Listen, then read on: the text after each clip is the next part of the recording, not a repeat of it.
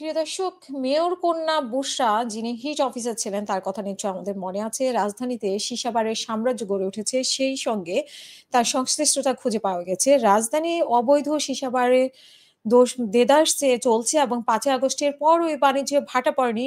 কোনো ক্ষেত্রে হাত বদল হয়েছে মাত্র। সীসার আসক্ত হয়ে বহু তরুণ-তরুণীর ভবিষ্যৎ ধ্বংস হতে যাচ্ছে। রাজধানীর সীসাবারের সাম্রাজ্যে গড়ে ওঠা প্রভাবশালীদের প্রত্যক্ষ ও পরোক্ষ সহযোগিতায় সাবেক মেয়র আতিকুল ইসলামের মেয়র বুশরা আফরিন এই ব্যবসায় জড়িত। তার সঙ্গে আরো কয়েকজন সীসাবারের অবৈধ সাম্রাজ্য গড়ে তোলেন। সূত্র বলছে আওয়ামী লীগের আমলে গুলশান ও বনানী এলাকায় খোদ মন্ত্রী, সংসদ সদস্য, মেয়র এবং কয়েকজন প্রভাবশালী নেতা ছত্রছায়ায় বেশ কয়েকটি সীসাবার গজিয়েছে। এর মধ্যে গুলশানের কোর্ট ইয়ার্ড বাজার সীসাবার চালাতেন ঢাকা উত্তর সিটি কর্পোরেশনের সাবেক মেয়র আতিকুল ইসলামের মেয়ে হিট অফিসার বুশরা আফরিন। গত ১৯ আগস্ট দিবাগত রাত ১২:৩০টার দিকে গুলশান থানা পুলিশ দ্য কোর্ট ইয়ার্ড বাজার সীসা লাউঞ্জে এ অভিযান পরিচালনা করেন এবং এই সময় বিপুল পরিমাণ সীসা, হুক্কা, বিভিন্ন ব্র্যান্ডের মাদকদ্রব্য ও নগদ অর্থ জব্দ করা হয়।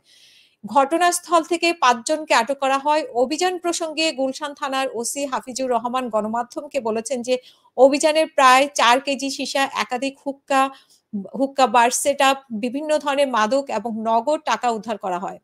তিনি আরো জানান যে লাউঞ্জের মালিককে খুঁজে পাওয়া যায়নি, তবে পরিচালনার সঙ্গে সংশ্লিষ্ট গুরুত্বপূর্ণ নথিপত্র জব্দ করা হয়েছে। জায়গাটি মূলত ক্যাটারিং ব্যবসার জন্য ভাড়া নেওয়া হয়েছিল। পরবর্তীতে অনুমোদন না নিয়েই সেখানে রেস্টুরেন্ট ও সীসা বার চালু করা হয়েছে। এই ঘটনায় বুশরার স্বামী জাওয়াদ, লাউঞ্জ পরিচালনা আফরোজা বিনতে এনায়েত সহ মোট ১৭ জনের বিরুদ্ধে মামলা করা হয়। তাদের বেশিরভাগই সীসা লাউঞ্জটির সঙ্গে প্রত্যক্ষ বা পরোক্ষভাবে জড়িত বলে নিশ্চিত করেছে ওসি হাফিজুর রহমান। গুলশানে আরএম সেন্টারের ২য় তলায় মন্টানা লাউঞ্জ নামের একটি সীসা বার ছিল। সম্প্রতি অভিযানের পর সেটি বন্ধ করে দেওয়া হয়। কিন্তু প্রতিষ্ঠানটি ফের খুলে দিতে এক প্রভাবশালী রাজনীতিক নেতার নাম ভাঙিয়ে দেন-দরবার চলছে। তবে এটি এমন একটি বা ২ টি নয়, রাজধানীর অভিজাত এলাকায় গুলশান, বনানী বেশ কয়টি সীসা বার খুলে খুলে দিতে রাজনৈতিক নেতাদের চাপে রীতিমতো মানে চিঁড়ে চ্যাপ্টা হয়ে বা এমনটাই বলছেন যে চিঁড়ে চ্যাপ্টা হওয়ার অবস্থা।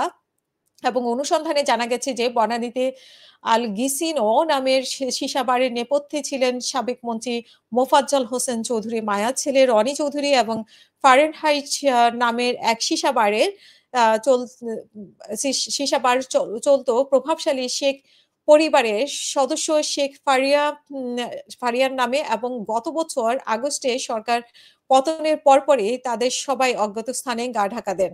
ফলে সীসা বার পরিচালনার বিষয়ে তাদের বক্তব্য জানা সম্ভব হয়নি। প্রিয় দর্শক, আজকে এই পর্যন্তই। পরবর্তী নিউজ আসলে অবশ্যই আপনাদেরকে আপডেট জানানো হবে। আসসালামু আলাইকুম।